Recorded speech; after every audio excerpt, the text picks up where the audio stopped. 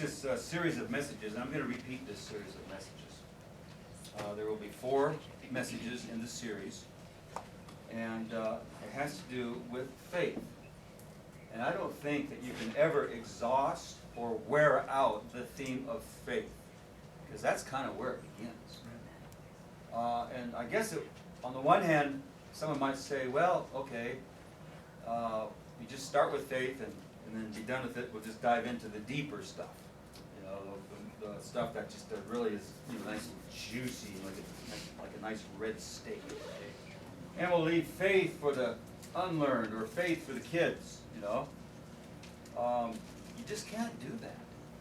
Why is that? Because you're always called upon to believe and to exercise faith. That isn't something that was just in the past for just that one moment. That's something that you'll have to walk by now. Okay. So in these 4 messages, we're going to look at faith from different angles. And some of you might remember this series. It's been a number of years. But the first one that we'll deal with today is called the measure of faith. Okay? That's where we'll start, and we'll find out why. And then after that, we'll look at the steps of faith, the access by faith, and then finally, we're going to wrap it all up with the end or outcome of our faith. And I always like to land on that, on the future, so that you don't wonder, well, what good is this faith? Okay, so I start with it, so I work with it and all this. Where is it going to lead me? What's it all about? Will I actually be the better for it in the end? Well, we're going to talk about that in segment number 4, okay? But I've got two theme scriptures, and then we'll go to our text for today's message. But I want us to look at Hebrews, a passage in Hebrews, and then I also want us to look at Romans chapter 1. So let's go to Hebrews chapter 12. Some of you probably already figured that's where I was going. Hebrews chapter 12. And then after you find that, then jump over to Romans chapter 1. So I'm going to go ahead and find that now. Romans chapter 1. You can just listen along if you want. If you don't want to turn to there, that's fine. Romans 1, we're going to look at verse 17. So, I'm going to start out with Hebrews 12, 1 and 2. Hebrews 12, 1 and 2. And just a little background on this epistle. This is referred to as one of the general epistles. Why is that? Because as in so many of the other epistles or letters, they were directed specifically to a church congregation in some city. Okay? This one here does not have that to begin the epistle. Okay? And so it's called just a general epistle. And I believe in my studies of this book for 30 plus years that it was written to a congregation. More than likely, it was written to the Jerusalem congregation, in my understanding, and was written by the Apostle Paul. Even though it doesn't follow the same pattern as Paul's other epistles, this is where I've arrived. That it was written by Paul, and more than likely to the church in Jerusalem. Okay, with a lot of internal evidence being provided. So in that, and the background is that these Christians these Jewish Christians who had started out with a bang, were now faltering. Okay? And it's okay to falter, it really is. It's okay. In fact, that's how we learn. It's okay, kids, when you strap on a pair of roller skates, it's okay to fall down. That's how you learn. Keep your balance. Okay? Yeah, it's a little painful. You scrape up your knee, and mom's got to put a Band-Aid on there. She's got to kiss it and wash it and make it all feel better. But you know what? When you get back on those skates, you're going to learn to keep your balance. Okay? So Asher, he had a bad scrape on his leg. What happened? Well, some kid tripped him in school. So you got to watch out for those kind of kids too. He says it was an accident. It was an accident. It was on your hand. Yeah, I remember that clearly. It was on his hand. It was all pretty tore up there. So life is going to throw some curves at you. Some people are going to trip you. And sometimes they mean it. They'll throw that leg out there and down you go. Other times they don't really mean it. It was carelessness. And but down you go anyway. So you gotta watch out for that. We're going to be talking about that. So this isn't all for nothing. So these Christians were stumbling in their Christian walk. And the Apostle Paul, realizing that that was not a good thing for them, stepped in and tried to encourage them to get back in the way. Get back, let's get back to it. Well, of course, in order for that to happen, it wasn't easy because their minds had shifted. You know, when the mind shifts, when circumstances change, sometimes they're a little easier to work with than the mind. Once your mind changes, now you're battling yourself. You're thinking along a certain way, and then there's some interruptions to that thought, and so now you completely switch, and now that which was important to you is no longer as important to you. Now, for someone to come in from the sidelines and to encourage you to get back to where you were thinking, they got a tough job on their hands because you were already there, and you left it, you abandoned it for whatever reason. So for them to get you back to that thinking, they got a tough job on their hands. In fact, the Proverbs say that a brother offended is harder to be won back, that is, than the bars of a castle. The bars of a castle are easier to conquer than that person's new mindset with the offense in mind. And so he had a job on his hands, the Apostle Paul. But the thing about Paul was he felt these people were worth it. Worth the time, worth the effort, worth all the personal sacrifices that he perhaps had to go through. In fact, Paul didn't look at personal sacrifice as an obstacle to him encouraging people. He said, I'm doing it not only for their reward, but I'm doing it for my own reward as well.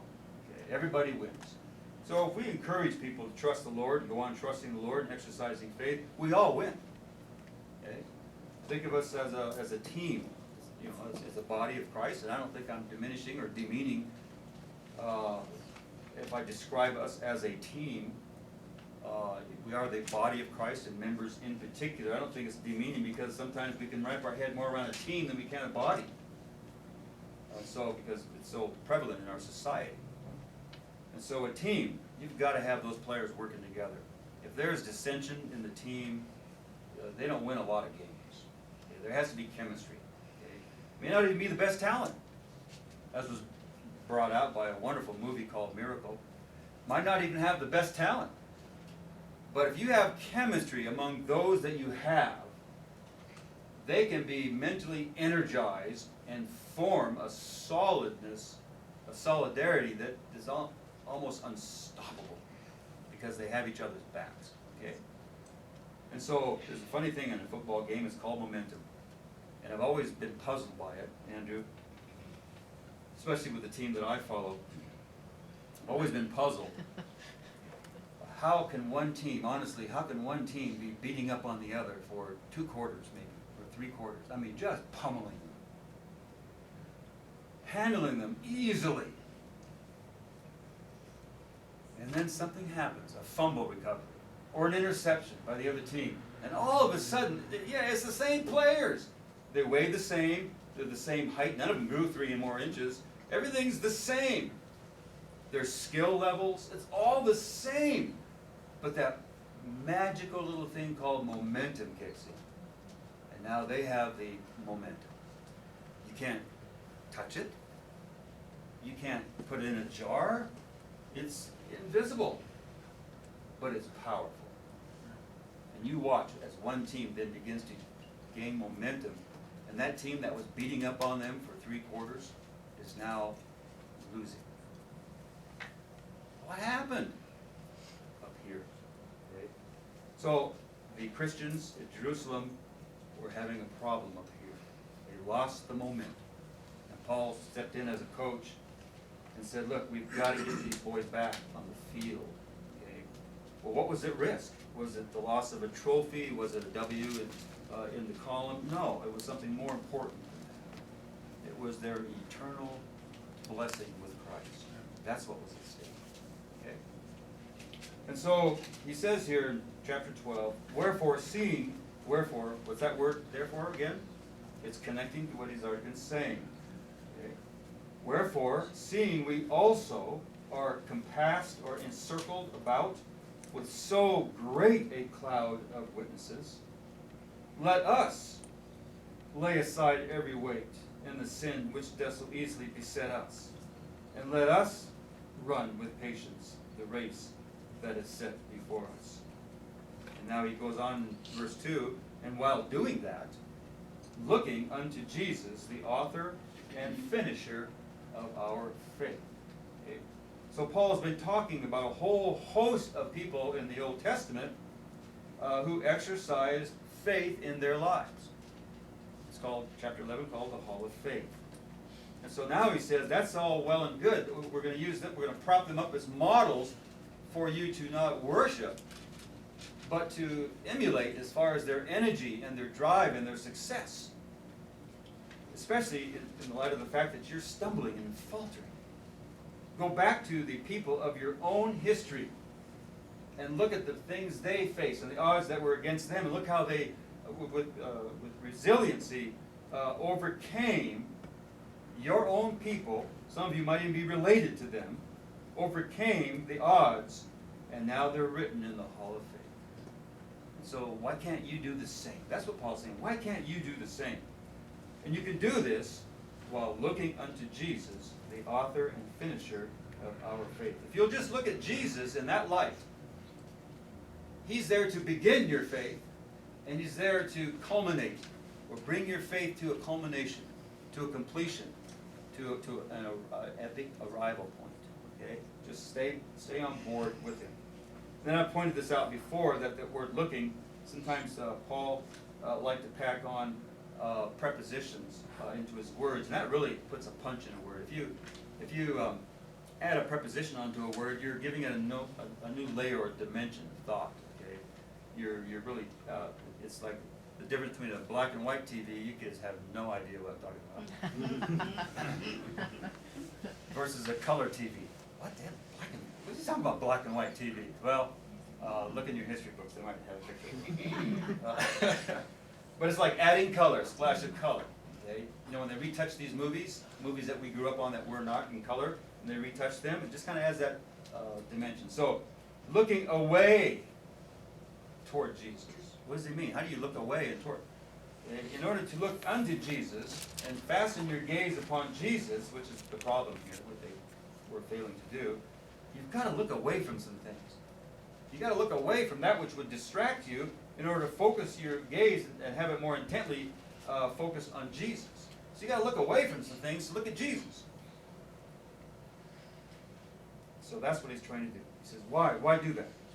Because he is the author and finisher of our faith. So let's go over to our next verse in Romans chapter 1, verse 17.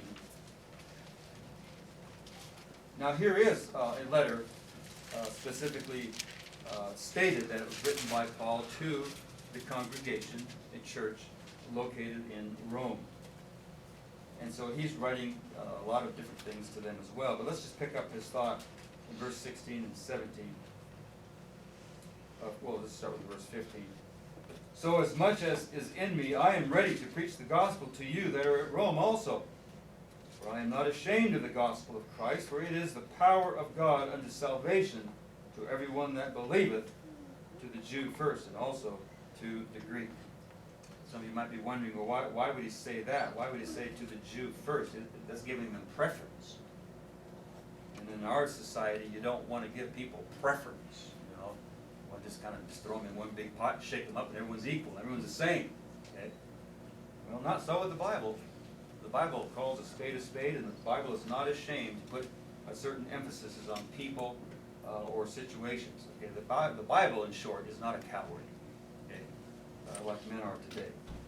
But he says here, and that's another message, but as to why. But he says to the Jew first, and then also to the Greek or the Gentile. Okay? For therein is the righteousness of God revealed from faith to faith. Let me emphasize that. For therein is the righteousness of God revealed from faith to faith. As it is written, the just shall live by faith. So how important is this topic of faith? Pretty important.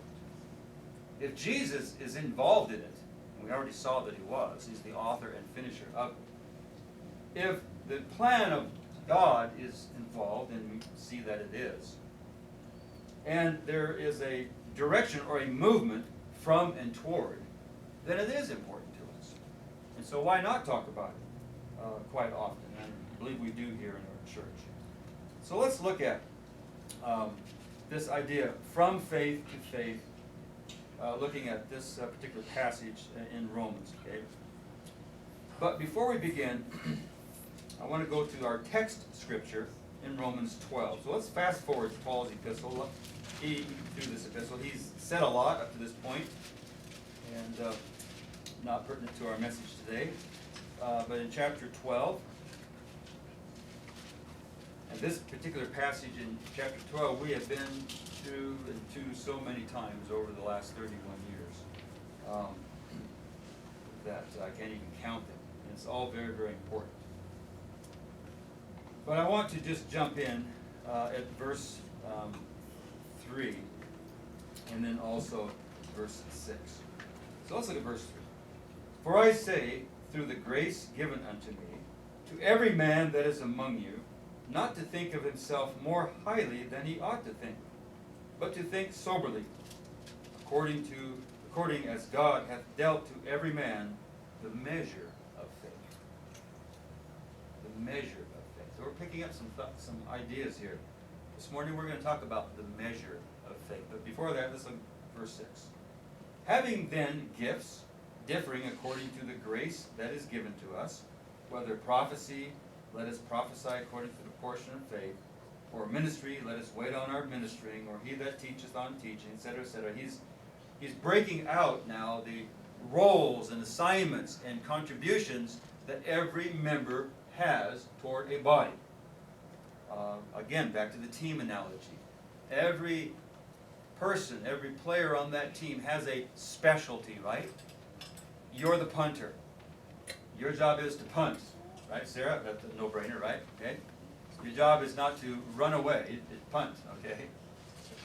You're the quarterback. Your job is, well, it's a very complicated job. First of all, is to think. Okay? You've got to have a skilled quarterback. Okay? There can be no phantom tackles. Okay? You've got to be thinking. Okay? You've got to be cool under fire, right? That's the quarterback. He's your general, right? It all wraps around and revolves around him. You better have a good guy, okay? He's got to have the guns, Andrew. Okay, he's got to have the guns, right? All right. He's got to have a mind, all right? He's got to know football inside and out, right? His job is to march the team down the field. And then everybody else has their assignment, because that doesn't happen unless everybody kicks in and does their specific job. You miss your block, you don't march down the field. Okay? You miss your assignment and they intercept. All kinds of bad things can happen. Okay? So he's going through a list of how we can contribute to the good of the team or the edification of the body of Christ. Right? All right. So I want to drop back to verse 3 and pick up on that expression again. God has dealt to every man the measure of faith.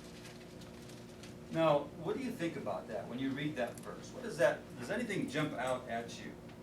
Well, it does to me. First of all, God's doing the dealing. So the source of the faith is God. Okay? Well, we were told that in Hebrews already. He's the author of our faith. He's the source of our faith. We don't just run out there and find faith in a faith store. You know, it comes from God.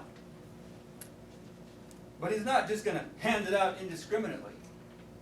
He waits on people to ask. He waits on people to be in the ready mode to receive it. What good would it do to just hand out faith indiscriminately if they didn't want it? They didn't want to believe. And so it comes from God. And then the next thing that jumps out at me is it comes by measure. And the third thing that jumps out at me, that the measure is determined upon the person. Let's read that again. According as God hath dealt to every man the measure of faith. Okay? Each man gets his own measure. Well, how much do you get? How much did you get at the beginning? Well, he may not really know. And I don't think that's the important thing is. The important thing is that whatever measure you were given to begin with, it might have been a little bit more or a little less than someone else. It's what we do with that faith thereafter that God now has his eye on. He's not just going to invest in you and just take his eye off of you. He's going to invest in you and then keep his eye on you. Okay? So that you don't abuse that faith or misuse that faith or disregard that faith or worse, bury that faith in the ground. Okay? So I want us to look at maybe some possible different starting points. Because we don't all begin with the same measure. Even though we don't know what the measure is necessarily, we know that it's probably different than the person sitting next to us. But I want you to look at this as everyone has their own life story. I first picked up that phrase, "What's your story?" from a movie. I forget the name of the movie, but it was about a slave ship. Anyway, he was asking him, "What's your story?" Do you remember that one? Amistad? Yeah, Amistad. What's your story? Okay. So the person was wanting to get behind this slave's story. What brought him to this situation? So that really resonated with me. I never looked at it that way. You know, what's your story? So I look at people, and there are all kinds of different people. You know, you just watch them. You know, I think, what is your story? What's your story? What brought you to this place in your life? What is your story? And all of us have our own life story. Okay? And that life story has done one of two things as far as faith is concerned. Our life's journey, our life story has either promoted a faith or it's worked to prevent a faith from growing. Amen? So if the measure of faith is there, it's up to us to not prevent it or run interference on it, but to promote its development. Okay? Now, some people are born into a faith situation. Our sons were certainly born into a faith situation. So as they grew older, it was in an environment where faith was found. Faith was there. And that would be the same for many of you. Many of you were born into a household where faith was present, already on board. Okay? You just had to find your own. Okay? But it was there. And so, but that's not the case with everybody. Some were born into an environment where faith was only surface. It was kind of a fabricated faith. It was a ritual, ceremonial, flaunt type of faith. It basically was phony. And then some were born in a household where there was just no faith at all. Absolutely no faith. Purely humanistic. So everyone then has their own story relative to faith. But everyone has to overcome the obstacles that will work against developing that particular kind of faith. And I want us to look at just a few. I have just a few. I want us to revisit the life of Moses. And we're covering Moses on Wednesday nights. He was brought up in two conflicting households. That's right. He started out in a household rich in faith and was nurtured in that up to a certain point. Even after he was, as an infant, began living in another household, the mother still nursed him. So he went back to that original household while she nursed him, probably for a couple of 3 years or so. And so, no doubt, impacting that Jewish faith, the Hebrew faith, into his heart and mind, giving him the tools wherewith he would need later on. But the other household was not a household of faith, at least the faith of the Bible. It was a conflicting household. And so there he was learning about many things other than the true God. So that brought confusion into his young mind and conflict. But then when he got older, he had to make a choice. Which household do I want to follow as far as my own faith goes? Well, we know that he chose the faith of his parents. We know that he chose the household in which he was given life in. And that's the one he chose as an adult. So he had to let go of the one in order to embrace excuse me, the other. And then some of you are familiar with Naomi. Wow. If you haven't read that story, Ruth, the book of Ruth, go back and visit that story. Here was a woman whose life story was drenched in tragedy. Nothing but tragedy. At every corner, something awful was happening to her and pounding against the faith that she grew up with. She had to overcome one crisis after another just to hold on to that. It will be through her that the Christ will come. Directly. Another one of my favorite characters is Samson. I love Samson. Samson had to overcome personal loss resulting from his own ego and stubbornness in order to finally, at the end of his life, resolve to the lordship of God.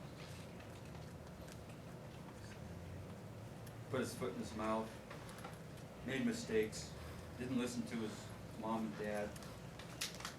But in the long run, we're cautioned to say that this was of God. You know what that tells me?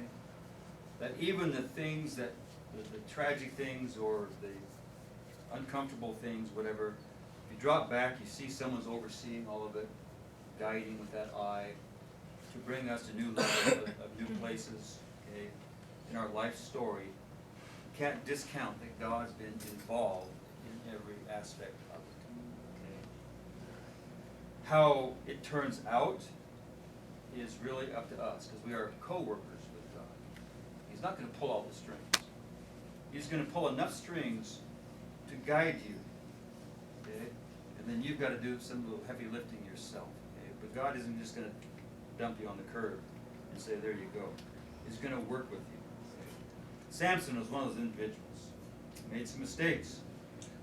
But those of you that know the story realize that it was on the day that he died that he found that faith and reconnection with his God. You kids read the story of Samson? Okay, beautiful story, isn't it? Okay. And then I think of Joseph of the Old Testament. Joseph of the 12 tribes had to overcome the verbal assault and the eventual abandonment of his own siblings in order for him to keep his faith. He had to push through family and not be bitter in order to finally arrive at that faith. But here again, God had his eye on this young man, knowing that he would be imprisoned, knowing that he would be mistreated, knowing that he would be falsely accused. All of that, and yet said, I'm transporting you, yes, through these means, these horrible means, but I'm transporting you into Egypt because I need you in Egypt. I need you there. The Lord, couldn't you kind of go a little easier on the transitioning and your plans? Do they always have to be in the rough mode? Well, I don't know if they always have to be, but that's God's choosing. It's his choosing. And if he looks at your life story, because he can see it out ahead, we only see it one frame at a time. But if he can look out ahead and say, you know what, this rough journey is going to make you a better person, then are we to sit in judgment of God's decisions? We just have to roll with it and say, Lord, I don't understand it, and maybe I don't think I'm that person that you see. I see a certain person, but I'm going to go with you on this. If you see somebody worth all the effort, I'm on board. I don't understand it, but I'm on board. Okay. So Joseph had to learn to overcome these things in his own life, to keep the faith. Okay. And yet, for all these that were born under these trying circumstances, some were born into an environment where faith was the foundation. I think of Timothy. Timothy had two parents. One was Gentile, one was Jewish. And there was clearly a faith on board for him. And because there was a faith on board, he was nurtured in that faith by his grandmother and his mother. And so when he grew up into an adult, God says, okay, now I'm ready. Paul intersected Paul and Timothy, brought them together because God wanted to use Timothy. Okay? But he had to do a lot of preparation first before they could meet. So Timothy grew up in a home of faith. And then God used Timothy. We have 1st and 2nd Timothy in our Bibles that Paul wrote to. And so, I guess the bottom line is, with our life story, we all have different starting points, different measurements to begin with. It's kind of like your eyes, the color of your eyes, or the color of your hair. Different from one another, yet there's not a bazillion different colors of eyes or color of hair. There's a few prominent. And so that even though your eyes are green or blue or hazel or brown, there's a lot of people who have eyes that are blue or hazel or green or brown. Okay? Yes, your eyes are your own, unique.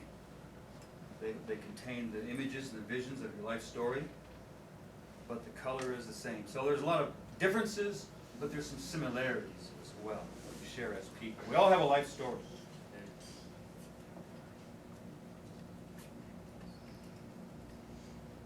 It's what we do with that measurement. Again, back to verse 3.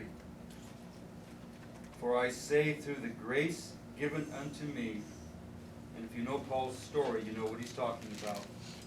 Paul regarded himself as the chiefest of sinners. And he said, this grace was given to me to call me into the ministry, even though I was murdering your people, God. You saw fit to do that for me. For I say through the grace given unto me, to every man that is among you. He's challenging the church members there at Rome. Some were Jewish, some were Gentile. It was a mix.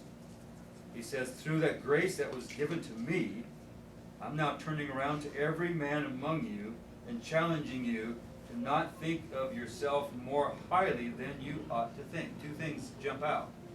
One is you ought to think highly of yourself. One, did you get that?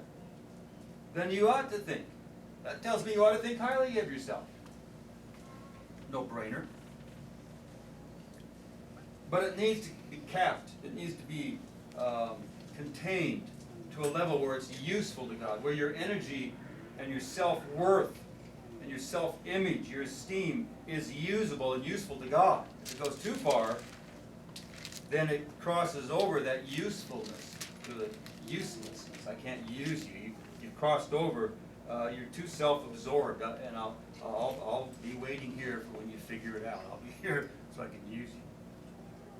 So the two things that jump out are that we ought to think highly of ourselves. How are we going to be energized to serve Jesus Christ in a hostile world if we don't think highly of ourselves? If we don't think that we're important to God, and that He's chosen us to use us as His witnesses, if that doesn't get us out of bed, if that doesn't energize us, that you are a chosen vessel, if that doesn't do something for you, I want to check the faith. But at the same time, it needs to level off to a point where, okay, it's still in the zone of usefulness. If it goes too high into the stratosphere, then the Bible calls that pride. Okay? If we level it off and keep it in that zone or that layer where it's useful to God, it's praised by God, that faith, then we have God working with us. And so he says not to think, but to think soberly, according as God hath dealt to every man the measure of faith. So I want us to think about that throughout the rest of the week. What measure of faith do I have? What am I doing with that measure? Okay. What am I doing? What's my life story? Is that faith dead? Is it active? Can God still work with it? Is it dried out? Does it need a little bit of rehydration? Okay? Throw a little, I know when I microwave something, I'll throw a little olive oil on it. And I don't know, I can't explain it, but that olive oil somehow helps to rehydrate, more so than water. I've tried a glass of water and it's going around in circles. But I put a little olive oil on it, it seems to rehydrate it and keep that moisture in there, okay?